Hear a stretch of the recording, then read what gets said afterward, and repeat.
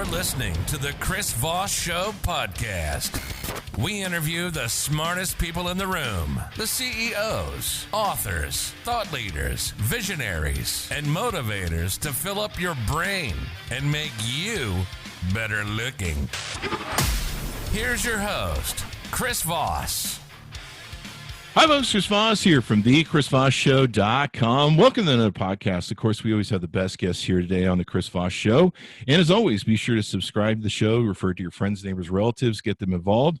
If you're listening to the audio version on this on our channels, you can also watch the video version on youtube.com/Chris Voss.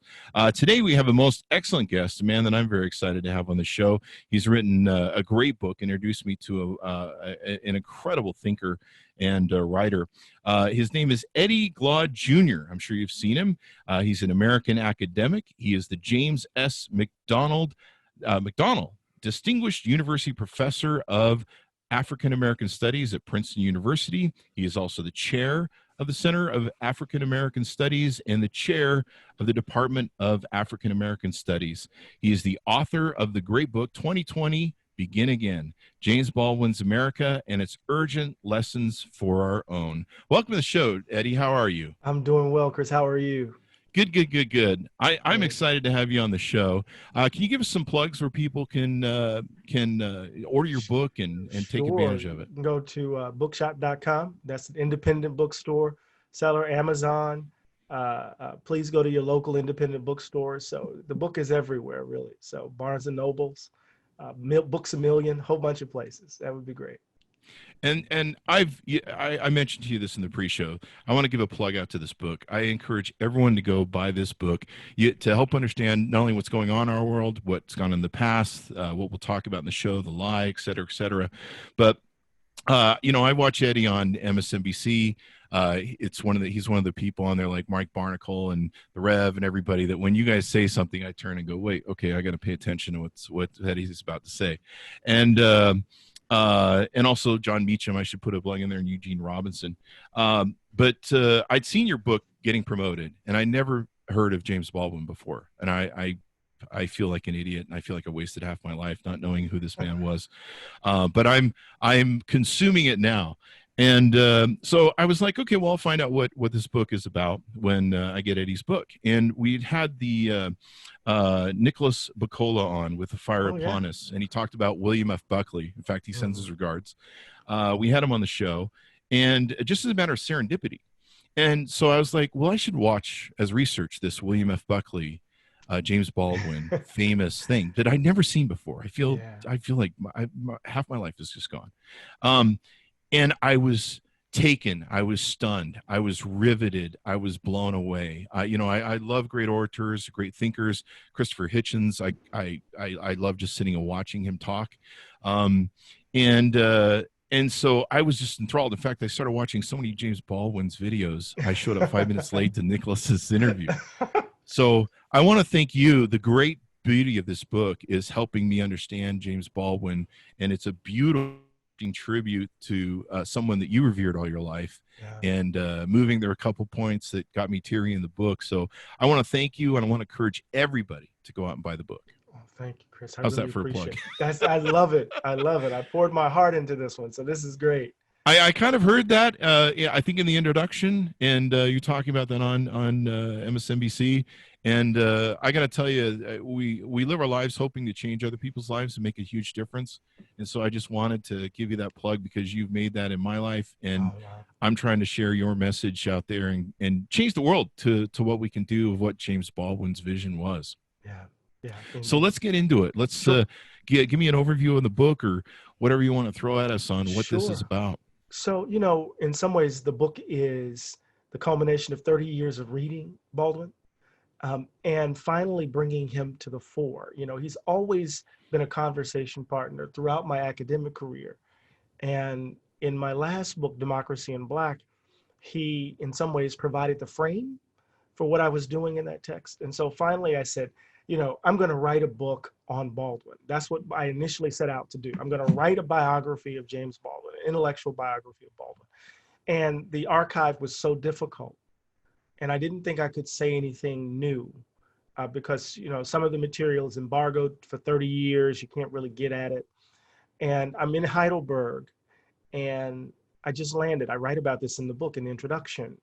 And I'm in Heidelberg no less than an hour. And there are white German police officers with their knees in the back of a black guy, and he's screaming at the top of his lungs. And I have the distance, thank God I don't have to go on MSNBC to talk about what I just saw. So I go back to my apartment and I just start writing.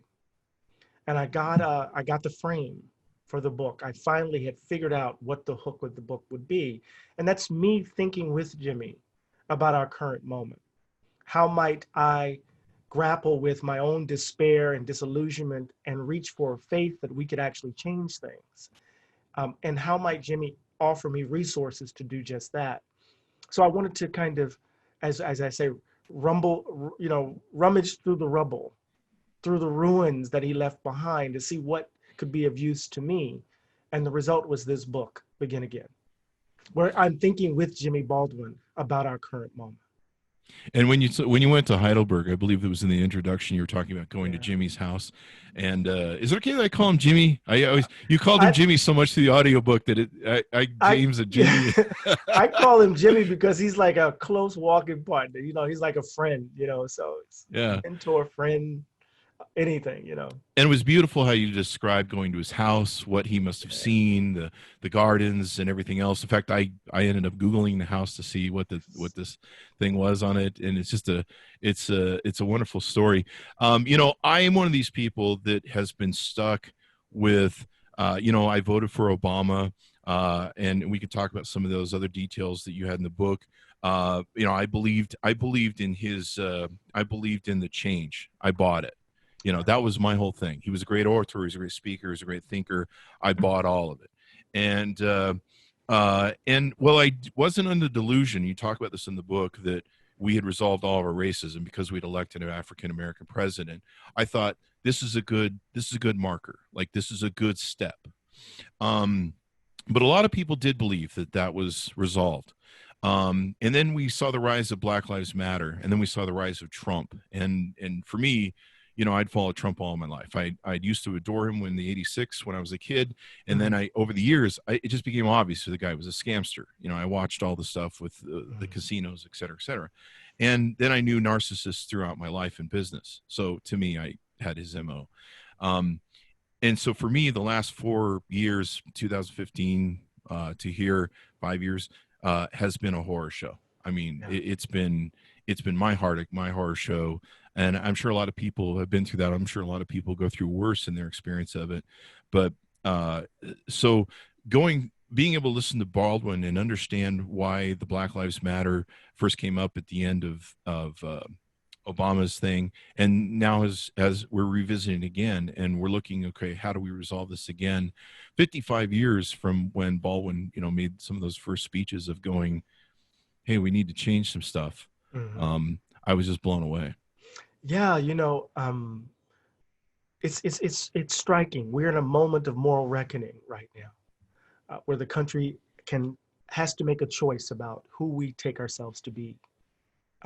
And we've experienced these moments before, at least 2 times I write about. And one is the Civil War and radical Reconstruction, and the other is the mid-20th century. And each of these moments where we had a chance to really be otherwise, the country doubled down on its ugliness. And so here we elect Barack Obama, and you hear people declaring we finally turned the corner on race.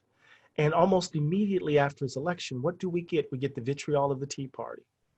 And social scientists were saying early on that this wasn't just simply economic anxiety, that there was deep racial anxiety driving the Tea Party, having everything to do with the demographic shifts in the country that were making themselves manifest in our politics.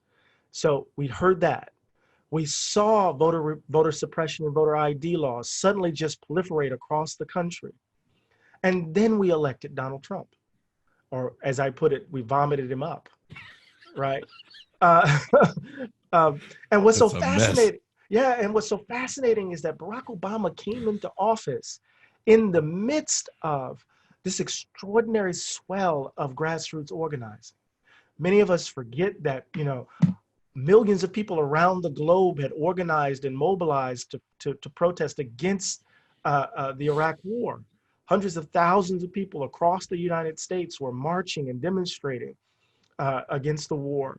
We saw people organizing around Fight for 15, a living wage. We saw, even before Barack Obama, we saw activism around policing in the country. And in some ways, Barack Obama got green screened. He became the object of that organizing. And once he got elected, it was demobilized in interesting sorts of ways. And we don't really see them find their way again until Occupy Wall Street, until Black Lives Matter. And so that activism that brought him into office had to figure itself out again. How do you hail the state when it's run by a Black man? How do you bring critique to bear on racial disparity, specifically in the context of the Great Recession, when Black communities were being devastated, and we couldn't talk specifically about what was happening to Black communities because Barack Obama didn't want to be seen as the Black president. So all of this is happening, and then the country has this backlash, quote unquote. I hate that language, but we vomited up Donald Trump, and then all of a sudden, all the ghosts that have haunted our politics are now haunting out in the open. Everything that's been there all along, since I can remember remembering, is now in view. And here we are today. And the thing I love about your book, and the thing I loved about being introduced to James Baldwin through it, was James is speaking. I love Martin Luther King, I love Malcolm X, but a large part they were talking to African American people. The thing that there's a lot of things that I love about James Baldwin, the way he delivers, the way he speaks, the intellectualism of it, the emotion, the way he lived his life, but the way he speaks to me and you, and to everyone. He the flesh of my flesh, the bone of my bone. He speaks to everyone. And I was taken when I watched the William Buckley thing, where he says, and I can't remember the exact of it. He talks about the police officer with the baton or the cattle prod, and he says, "How should I?" Something along the lines of, "How should I judge him?" And to me, throughout most of his life, and you talk about the beauty of this through the arc of the book, of to how he has this optimism, and then he has the depression after he loses his friends, which I can't blame him. I would be too. I would that would provide a lot of darkness to my life, but how he's always almost writing a love letter to all of us, saying we're all human beings, and he gets really down to the gritty core, the manifest destiny issues, the lie. And I'd love you to talk about the lie, which is you talk about it a lot in the book, but basically he gets really down to like saying, here's how you can fix it, white people. Here's how you can fix it. And it's really simple. You just have to fix yourself, because it's your problem, not mine. Chris, you hit it dead on the head, Doc. Yeah, I've been watching a lot of videos. But that's it, right? So in the early stages of Baldwin's life, he felt that our love could help white America see that they need to be otherwise. But then he realizes by the end, after white America assassinates Dr. King, the apostle of love, that we can't spend our energy trying to convince white people who hold noxious views that they ought to hold different views. What we have to do is spend our time trying to build a world where those views have no quarter to breathe. But nothing changes, though, in this sense, right? That is, that Jimmy he's clear, at least to me, he's clear, that the messiness of the world that we inhabit is a reflection of the messiness of our interior lives. That the lies that define us on the inside evidence themselves in our social and economic and political arrangements. And so he believes in the Socratic dictum that the unexamined life isn't worth living. So the precondition, and this is why I barely survived writing the book, the precondition to say anything about the world is that you got to deal with yourself. So I sat down to write about Trump, and I found myself dealing with the fact that I'm a vulnerable little boy, dealing with my dad, trying to figure out how might I manage my own scaffolding of lies that undergird or support the life that I've built. And as a precondition to say anything honest and genuine about the world itself. So you're absolutely right that, there's this line that I love that I always say, and I swell with emotion. He says, I want us to do something unprecedented, and that is create a self without the need of enemies. And you just kind of go, damn, what would that look like, right? What kind of world would that be? But you're absolutely right. At the end of the day, we have to do this interior work as we're trying to build a more just world. We really have to self-actualize. Yeah. And he was so great at, and you were so great at, in the arc of the book, you talk about Jimmy's vision and how he was raised and the impact of everything that happened to him in the world. But then you also talk about how this moves forward into the Reagan era and how we saw the rise of conservatism. And one thing that you taught me that I really appreciate you, just you're enlightening me and changing my life. I didn't know there was the separation of white and black churches. I grew up Mormon, and I knew that church was like garbage from the moment I was young. I just lost the Mormon audience clearly, but I've lost them before. I just didn't believe it, and so I left. I've not been I'm an atheist, so I've not been in churches. But to discover the racism of black and white churches, and then I learned about the understanding that they had been separated, or they had to be separated because black people weren't allowed in the white churches. Yeah, in some ways, I mean, to think about the Southern Baptist Convention, Methodist South, we can talk about the split in American Christendom predating the Civil War, that it actually foreshadows the Civil War, and it's over slavery, over the issue of slavery. So, Frederick Douglass said that, the church steeple was right next to the slave auction block, right? There are moments, we have the records of Anglican clergy in South Carolina asking those who are enslaved as they submit to baptism, are you submitting to baptism because you want to be free or because you're giving your soul over to God? Right? So racism, white supremacy, over determining the very ways in which people believe in God. So much so that even the cemeteries were segregated. So death. Are you serious? Yes. I mean, this is, wow. I've wasted so much of my life without learning this earlier. The idolatry of race. Wow. So when people say Black Christendom, that is in some ways a critique, an announcement of the idolatry of white Christendom. So the theologian Howard Thurman would say, the slave dared to redeem the religion profaned in his midst. And see, this is what I love about your book, the time that we're going through with Black Lives Matter. I bet one of my most giddiest moments recently has been seeing Black Lives Matter painted in front of Trump Tower. I just find that beautiful. But to what we were talking about earlier, you talk about how the white Christian churches were helped with the rise of Reagan and Reaganism and conservatism and the repression of that era. That was really educational for me because I was just a kid during that era. I kind of just knew the blathering old man who fell asleep all the time on the TV and got shot. But then you talk about how we recycle this again, and the narrative of the book, Begin Again, where Jimmy keeps talking about how we have to keep beginning again. We keep finding ourselves in these pathways of the mirrors of ourself, like you say, which is Trump. And then you talk in the book about how that brings us Trump, and we've gone through this. It's like a racial hamster. It's like a hamster wheel. Yeah. Right. And the thing was so important about the Ruins chapter where I talk about Reagan, and at the heart of that chapter is, this juxtaposition between John Cheney and Ben Cheney.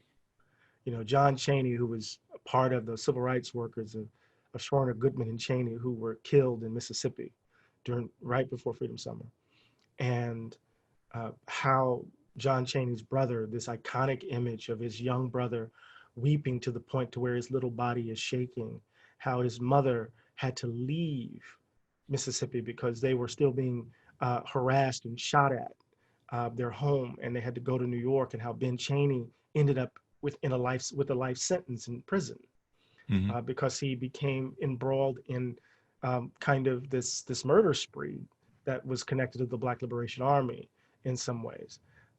But Reagan represents not only a sense of betrayal that and false promises.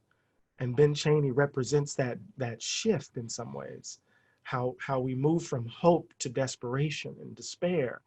But what does it mean that the country elected him, Ronald Reagan? And what I was trying to say is that for many Black activists, many Black folk around the United States, Reagan was as bad as George Wallace.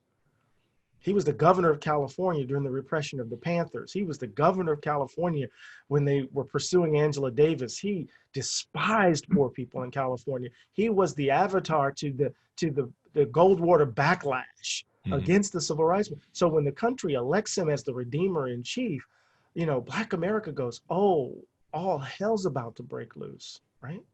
And so what I try to do is to show that Reagan was a fantasy of white America, a kind of attempt to return to something. And he sold it beautifully with that, that disarming charm, right? Yeah. Make America great again. And we tell the story of Donald Trump as if it's a story that only goes to Pat Buchanan, George Wallace, Strom Thurmond, as if Donald Trump is only a racist demagogue, as if the Reagan tributary isn't what led to Donald Trump. He's in some ways a caricature of the same impulse. He's not a Hollywood B-list actor. He's just a reality show actor, right? We did the same, I want to cuss, we did the same damn thing, right? Again, as we try to double down on this idea that America has to be white in the vein of old Europe. The beauty of the book, you tie all this together. Like you literally can see the march of the conservatism rise, especially big time during Reagan and the Tea Party. And then of course we saw, what brought us Donald Trump, and like, it's an aha moment when you read the book and you're like, holy crap, like all of this is the map of how we got down this route, how we got down this hole. I had all my friends. I'm a big social media person and all that. And so, I had all these powerful social media friends, speakers, authors. And we all had, kumbaya, Obama's and president. And yeah. we're trying to make everyone better. A rising tide lifts all boats. And then I started seeing in 2015 when you saw the man come down the elevator, the orange man, and make his statements that were racially tinged, or racial tinged. Geez, they were just racial on Mexicans, and it was his dog whistle.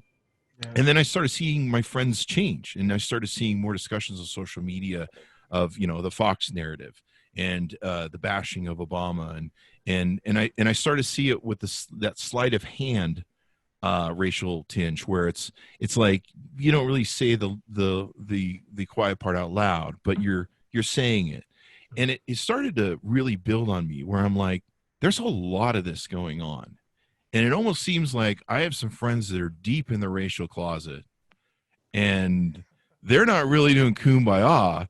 They're just doing kumbaya because Obama's president, but they're seeing on the horizon this demagogue that can tell them that they can say the quiet part out loud and eliminate PC, and they're feeling emboldened. And that scared the shit out of me. Yeah. And I started calling it out. I started calling some of my friends out and being like, I've seen enough of this stuff to know you are a racist and you're having a problem and you like Donald Trump. And then it became, well, yeah, I am. And a lot of us in these huge groups of social networkers, we had to start looking at our friends and going, holy crap, who are you? I have no idea who you are. And then even then I had to learn things about myself, the implicit racism, where, white nationalism taught me a lot, because the keywords, culture, our culture, when he says that, and I go, oh, wow. Okay. I didn't know these were like, this is what these guys are doing. I gotta take out some of these words in my vocabulary. I've got to take a look at what I'm doing. And so it gave me a search for self-actualization to say, how do I contribute to this? What implicit biases do I have that maybe I contribute to? And with your book and James Baldwin, that talks about how we all have to go down that journey. Yeah. The thing is that there is this undeniable faith in our capacity to be otherwise. But it's not going to happen by osmosis. Yeah. Right. We have to, Baldwin's shorthand for all of this is to choose life. Yeah. right? We can't choose the illusions and the promise of innocence, or, the illusion of safety. We have to choose life. And in choosing life, that means we have to confront the ugliness, the funkiness of it all. Yeah. Right. And there's this wonderful line in The Hidden Wound by Wendell Berry, this Kentucky bred white boy whom I love. Right. And Wendell Berry says racism comes to him as natural as language, and that he has to, as a person who's trying to transform the world, he has to be mindful of that regularly. And so this is not about a how to be anti-racist. That's different. That's too corporate for me. This is more about how do we fundamentally change how we exist together, how we live together, how we rid ourselves of the categories that blind me to you. And what is being revealed in this moment is what we knew in 2016. The sociological data was clear. The social science data more generally was clear that the partisan divide mapped onto a deep racial divide in this country. People are unsettled by those damn Cheerio commercials with those racially ambiguous kids and all of this same-sex love, and that, something is going on in America on Madison Avenue and in these cities that's really upsetting people, right? That America is not America. So we're going to make it America again, which is the same way of saying, Negro, get in your place, right? In that sense, right? And so part of our task, and this is what Baldwin at least helped me to see, because I'm watching the same thing you're watching. I'm hearing it. I'm worried about my child, who's now a grown man, right? I'm worried about the people I love in this world. And I'm getting angry, and I'm despairing, and I'm disillusioned, and I'm pissed. And Baldwin is angry, he's disillusioned, he's rageful, he's pissed. Yet he finds the resources to pick up the pieces, to get in the fight again. Mm-hmm. And that's where moving, rummaging through the rubble and the ruins, as he puts it, that's what I found, man. And that's what led me to write the book. Begin again.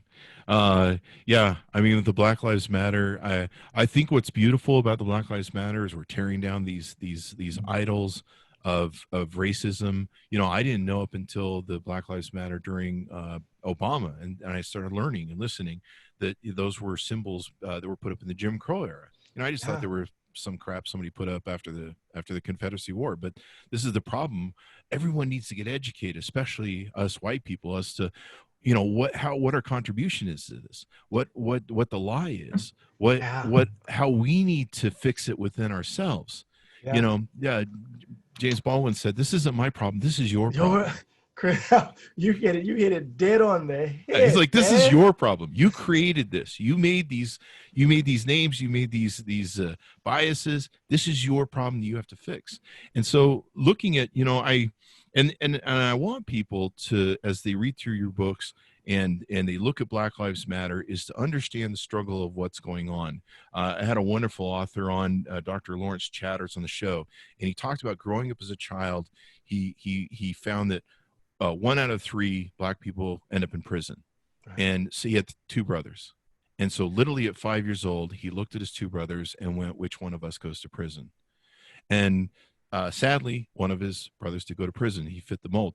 With Black Lives Matter, unfortunately, we had to watch what Nicholas Bacola, who showed up on the show, he said, "Chris, that was a modern day lynching." And we all got to see that. Yeah. And you talk about I really want to visit that, the lynching museum. I believe it's in Alabama. Montgomery, yeah. It's amazing. Yeah, I've seen the things. I mean, you just tear up looking at it. And you talk about in the book about your journey touring it.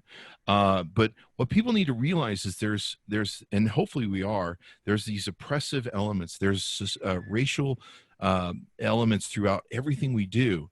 I mean, we have, 5% of the world's population, yet 25% of the people incarcerated, and the majority of them are African American or Hispanic.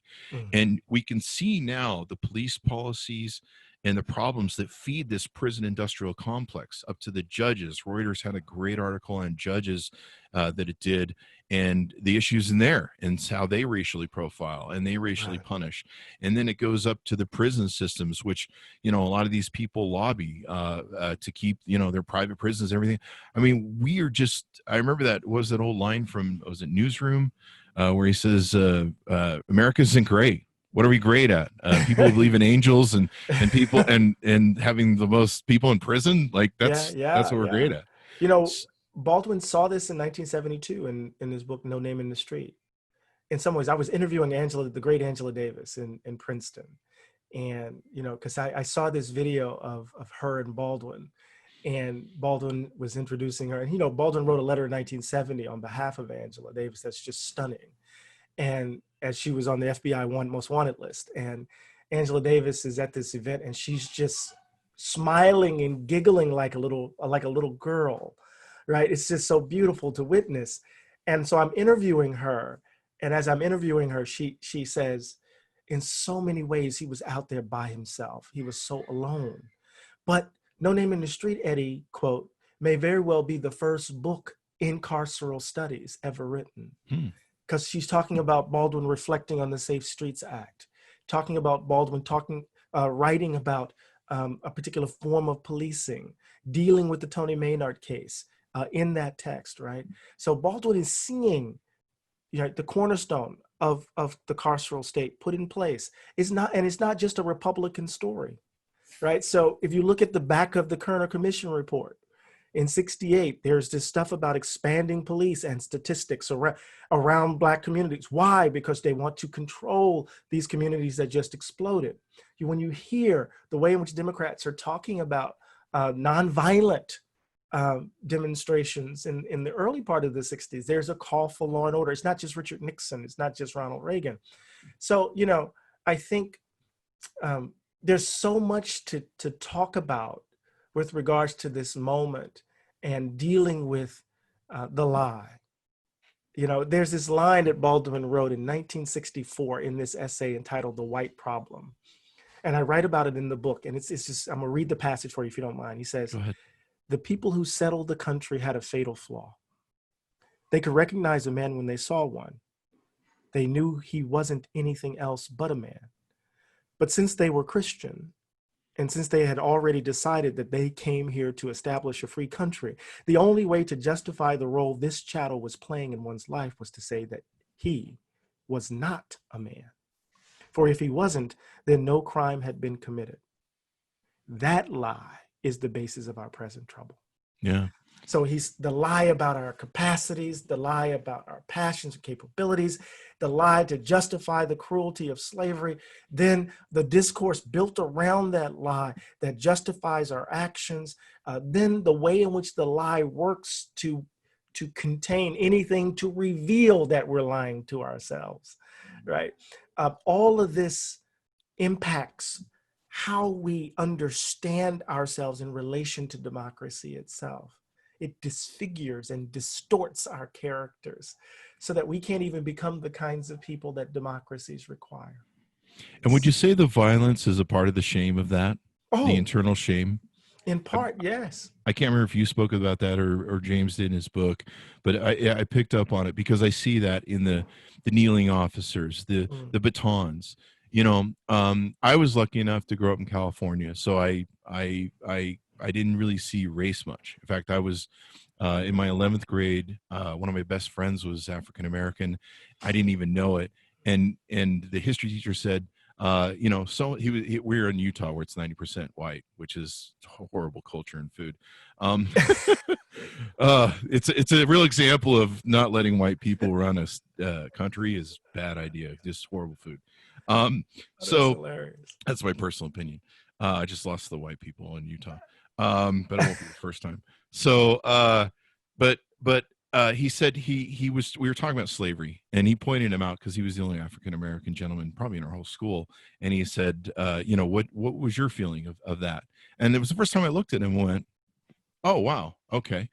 And so understanding things that I was raised with. Like one of the things I was raised with was John Wayne. John Wayne was a big thing that helped shape me as a man, an identity that I had, and the manifest destiny of the lie, and everything that you see, and like you talk about, that fabric that is so tight in how we are and how we see each other, and there's so much that we have to unbundle, and the shame of that in going, what did we do? We did this horrible thing, and we've got to unpackage all that, and then we have to rectify it and somehow lay a new fabric to society. This is what Brian Stevenson says, right? He says that truth and reconciliation is sequential, right? You just can't reconcile. You got to first tell the truth.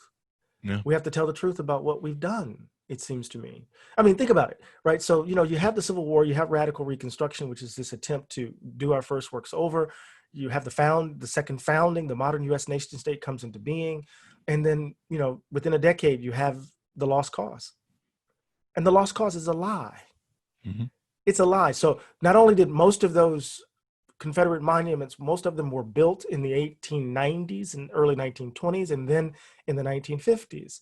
They were built in a moment when many of the veterans of the Confederate Army were dying off, but at the same time that Jim Crow was being consolidated in the South as the law of the land.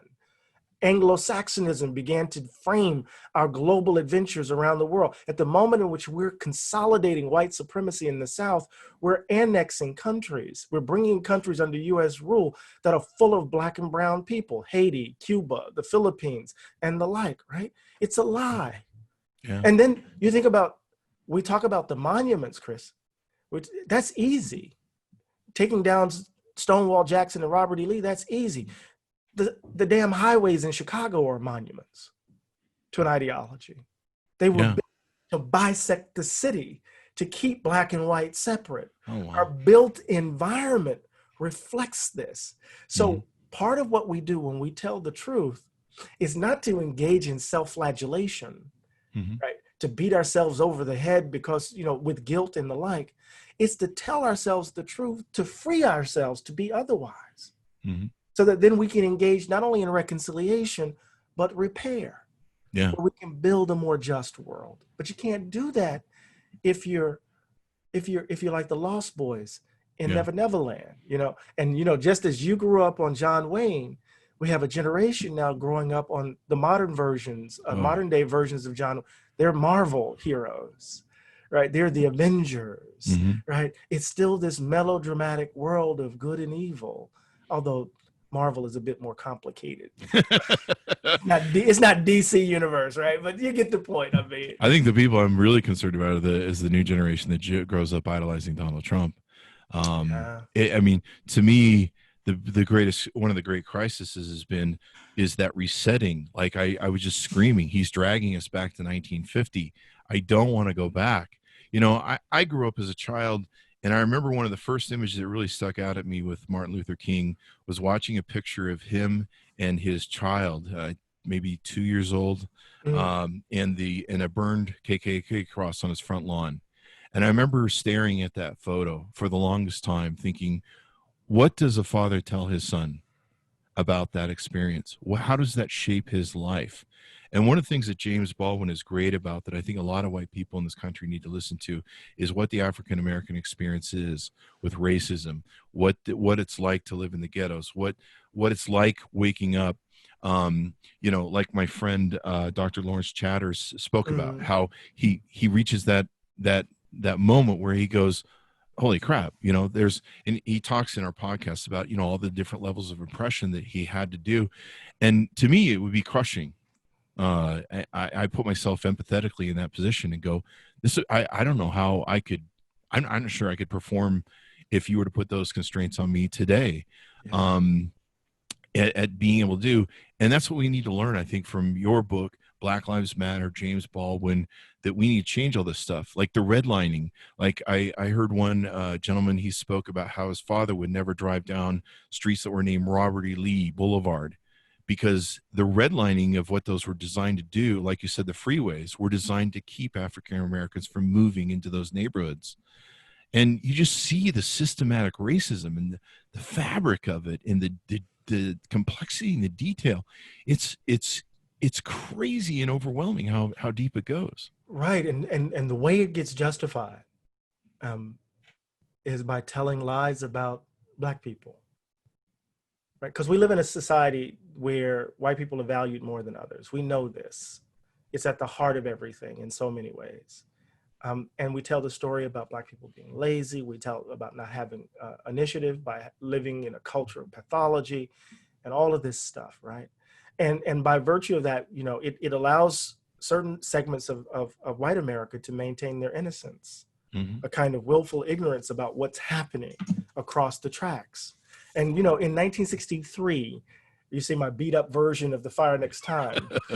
1963, Baldwin wrote about this. He says, "And I know which is much worse, and this is the crime of which I accuse my country and my countrymen, and for which neither I nor time nor history will ever forgive them, that they have destroyed and are destroying hundreds of thousands of lives and do not know it and do not want to know it.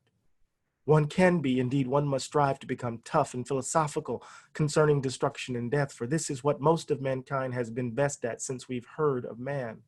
But it is not permissible, that the authors of devastation should also be innocent. It is the innocence which constitutes the crime." So all of this stuff you just described, and we don't know anything about it. Oh my God. And, you know, it's like watching Wolf Blitzer on CNN. Is this America? Is this America? It's like it's on loop. Watching his pearls. You know, and you just kind of say, well, where the hell have you been living? I know, I feel that. Is this America? I feel that. Is America? And, you know, and for a person who had to raise a black boy in this country, and you worry, even at 24 years old, when he grown man, 6'2", right, Brown graduate, every time he walks out the door, you worry if he's going to come back home. Yeah. And what that does to the spirit, man, is part of the daily cuts, you know? So many of my friends have expressed that. We've talked about it on social media. We talked about it in private, about the chat they have to have with their children. And it's just so shameful to me that has to take place in my perception of America, I should probably say, because it's evolving. How do we fix this, Eddie? Do we have to start teaching about racism and teaching kids early in school? How do we lay a foundation to change this generational roller coaster that we're on? I know that's probably we probably talk for hours about that. but I mean, we're tearing down the monuments. Hopefully we tear down the street signs. Hopefully we change the name of the schools. We change the name of the military bases. But between reading your book and coming to reckoning of self and stuff, I mean, what would some good steps be? I mean, well, to me, yeah. Go ahead. No, I think we have to address at the level of policy and at the level of story. We have to tell ourselves a different story about who we are as Americans. And it's a story that actually reflects the fact that we're a mosaic people. We're a mosaic of people, that we're not this city on the hill or the Redeemer Nation, that George Washington that he lied his ass off. He wasn't just chopping down trees and never telling lies, right? That tell the complicated story of our beginning in pursuit of a more just world. You know, it's not about perfection. It's about a more just set of arrangements where the dignity and standing of every human being is recognized and acknowledged. What does it mean at the level of policy, right? We have to figure out how to address the wealth gap. So we've never committed ourselves to educating all of our children in this country, ever. So divesting, they talk about defunding the police. They've been defunding public education since Brown v. Board of Education in 1954. There's a reason why you got all of these private schools. When you tell their history, most of the dates of their founding, 1955, 1956, 1954, because they are the products of resistance to desegregation. And so we have to invest in a robust public education system. We have to begin to think about, Derek Hamilton, an economist at the New School, has talked about baby bonds for Black folk. Right, trying to figure out how we invest in Black children so that a generation can at least begin to have wealth, because we were cut out from the moment in which The vaunted American middle class came into being because of the deal brokered between FDR and Southern Democrats. They cut Black people out of it. So there's a reason why the wealth gap exists. It's not because we haven't worked hard. It's because we didn't have access to markets and mortgages, right? We didn't have access to the wealth that the government made possible, right? So it's going to, just as policy denied us, policy is going to have to correct. But we do know in this country, Chris, that there's this paradox. The country becomes more anti-racist in its public opinion, but it doesn't agree with policies designed to address inequality. So we become more anti-racist, but for example, the majority of Americans are not for segregated schools. We see that number decline from Brown v. Board. But large numbers of Americans do not agree with affirmative action as a remedy for segregated schools. So we have this gap between our stated commitments and our practices, when in fact our practices reveal what we truly value. One of the things that really disturbs me in this moment that I worry a lot about is I saw a racial breakdown of who's suffering most under COVID-19. And you see the sadism of Donald Trump. And you have to wonder if there isn't a white nationalist agenda behind his being like, let it go, because we know that Hispanics and African Americans are going to bear the brunt of it, according to the and native peoples too. Destroyed here in Utah. They were destroyed. The Navajo Nation. They're just suffering with it. But yeah, it's a hell of a journey, and I hope that and I love that Black Lives Matter is continuing. Like it doesn't seem to have died out. In fact, it seems engendered by what Donald Trump has done. And hopefully we reach this moment of reckoning, awareness, or consciousness. We're not fully conscious, but we've reached a moment where we go, this has got to be addressed. And until we resolve this, we could never be a great nation. We can never be a great nation. Absolutely. I mean, we have to resolve this. A rising tide lifts all boats, and this politics of scarcity and populism, where it has to be like, well, in order for me to get what this lie of the American dream and manifest destiny means that someone else has to suffer. I read early on when and that was the other big question I had for you. I read early on an African-American gentleman, I was trying to find it. It might've been Van Jones, but he wrote, it's actually good that we're going through Donald Trump, because Donald Trump says the quiet part aloud. We now know who the racists are. They don't hide. They say it out loud. Did we have to go through this? Was this necessary that we had to puke up vomit of Donald Trump? Was this our destiny, our payment for, I don't know. I don't know. That it's such a Christian formulation that, evil is always ministerial to good. And I'm not quite sure I want to commit to that. Okay. I do know this, though, that the catastrophe of Trumpism has revealed the ugliness of who we are, whether we had to do it or not, because a lot of people are suffering. 130,000 are dead because of this guy and the incompetence of this administration. People have not been able to say goodbye to people that they love because of this pandemic and because of this nonsense. So I don't see any good in it, in a basic sense. But what has been revealed is who we are, right? And there's no going back. The genie is out of the damn bottle now. You can't put him back in there. And so whether we elect Joe Biden or whatever happens in November, we're going to have to make a choice, because I don't think if we fail, that what will follow we can bear.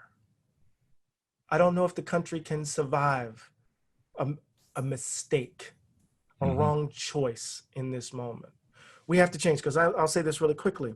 I think millennials and Gen Zers, and this is why I end the book the way I do, right? I'm looking for Baldwin's grave and these this group of young men are smoking strong weed, and I'm trying to find Baldwin, and I'm asking him, and the weed wafts, and it's about, I'm with Carol Weinstein, one of my close friends, and we're trying to find Jimmy's grave, and lo and behold, he's right behind the young folk. But young folk today have kind of come to the conclusion that America is broken. They are the generation of catastrophe. Katrina, climate change, Great Recession, mass school shootings, police murders, global pandemic, economic depression. This generation knows that America is broken.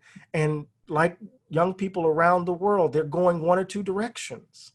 They're groping for a more just America, or they're reaching for fascism and authoritarianism. Mm-hmm. I keep telling people, Dylan Roof was not a baby boomer. Richard Spencer is not a baby boomer. These are young folk. The Boogaloo Boys are not old geriatric people. These are young people. The Proud Boys, right? So part of what we have to understand is that young folk understand that have concluded that America is broken, and the choices we make now will determine whether or not this fragile experiment survives. Yeah, there's a beautiful piece that you have that they play on commercials on MSNBC that's just touching. My biggest worry is that even if we elect Biden, people of minorities, like we talked about, African Americans, Hispanics, the Native Americans, are still going to be suffering. We're all going to be suffering probably for the next year or two, economic, health-wise, dying, families broken. You look at the same thing with the industrial prison complex. James Baldwin talked about this, how many broken families and destruction and the raging. We saw that in the gentleman who at Wendy's, who just didn't want to go back to prison because he wanted to raise his 3 daughters. Yeah. And he panicked. And, he was drunk, and I've been drunk. I don't make all my best choices when I was drunk either. I got to admit to that. But there was no reason that man should die for that thing. But that it just embodies and displays the amount of terror and destruction that this has on people's lives. Is there any way to reconcile this with? Do we have to reconcile the white church thing to keep them from regurgitating another Trump? Because their support of him has just been. Yeah. Well, I think we need to call it what it is, and it's idolatry. It's the religion of white nationalism. Yeah. In so many ways, my good friend David Gushee says that it's clear that whiteness matters more than Christianity in these instances. Yeah. And that's really what I saw in your book. The way you described it, I went, holy crap. This is why, I left religion when I was young. I've always studied like why people believe what they do, whether it's believing in Martians or believing in fantasies of stuff under your bed or whatever the case is. Why do people believe what they do? Why do they grasp it so tightly? And why are they willing to kill and destroy other people with those ideas? And one of my biggest other fears is that we pull another Obama with Joe Biden, that all the racism, people go, okay, well, we got to go retract back in our closets, and we never resolve the wound, the lie. Yeah. And then we just recycle again. And you and I are going to be talking about James Baldwin 30 years from now. I will be a stone cold alcoholic by that time. You and me, my friend. But Chris, I think it's really important that you said, typically America likes to tinker around the edges and then congratulate itself and expect gratitude, right? We did it. See, now you should be thankful. We like to tinker around the edges. It seems to me, and I'm convinced of this, that we cannot settle for normalcy, going back to what was normal. And I'm reminded of Dr. King's speech in 1965 after the Selma March. And there's this moment where he says, people want normalcy. And then he started listing what was. And it's horror. Just all the death, horror. And folks want us to go back to normal. What is normal? The wealth, the gap between the top 1% and everybody else? Mhm. What's normal? People dying because they don't have health care. What's normal? People can't get a decent education. Student loan debt is more than credit card debt. What's normal? What was normal? It wasn't working then. Yeah. And so it seems to me at this point, we can't re-elect Donald Trump, and we can't elect safety. Mm-hmm. We have to re-envision America. That is what we must do. Begin again. Indeed. That's the title of your book, Eddie. Eddie, I could talk to you for hours because I love how you think and the intellectualness and emotion that you deliver everything. This is the most excellent book. Anything more we need to you want to plug, Eddie, before we go? No, just I'm on Twitter, Glaude at Glaude on Twitter, and I'm also on Instagram at Glaude. We can continue the conversation on those social platforms. And Chris, just thank you. Thank you for reading the book and taking the time to grapple with these ideas that I poured my heart into. So. Thank you. And I wanted you to know that you made that difference, and I'm going to try and share and get that out there and learn so much. Listen and learn, right? Yeah, That's what you got to do and change. So thanks to my audience for tuning in. We certainly appreciate it. Go check out Eddie's book. You can go to amzn.to and a lot of different places, as Eddie mentioned. Go buy it from your independent booksellers so you can support it there as well. Begin again. James Baldwin's America and its urgent lessons for our own. Eddie, thanks for being on the show. Thanks to my audience for tuning in. We'll see you guys next time. All right, man. And you take care of yourself. Be safe. You too, sir.